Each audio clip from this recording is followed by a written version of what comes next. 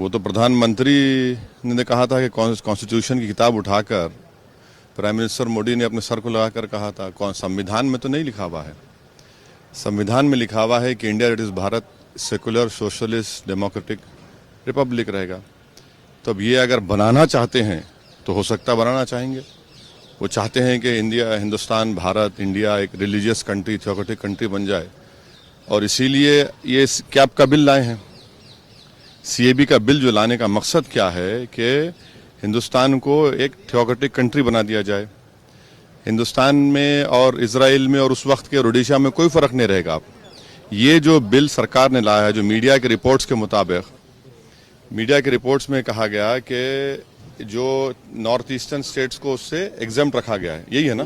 तो ये खुद आर्टिकल 14 और 21 का वायलेशन है। आप ये कानून सिटीजन का दो देश में कैसा रहेगा, दो कानून कैसा रहेगा। दूसरा ये कि ये आप रिलीजन के ऊपर कानून बना रहे हैं, अगेन ये आर्टिकल 14 और 21 का वायलेशन है। तीसरी बात ये है कि हम जिसने हमारा संविधान बनाया और सिटीजनशिप का एक्ट बनाया गया, उसमें तो कभी ये बात जिक्र ही नहीं था कि मजहब की बुनियाद पर सिटीजनशिप दी जाएगी।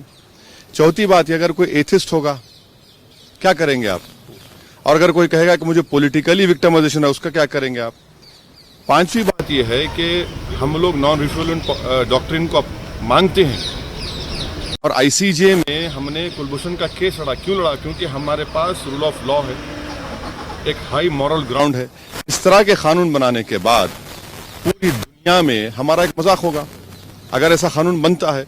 और ये कानून बनाकर बीजेपी सरकार एक मैसेज देना चाह रही है, खास तौर से भारत के मुसलमानों को, कि आप अव्वल दर्जे के शहरी नहीं, आप दूसरे दर्जे के शहरी हैं।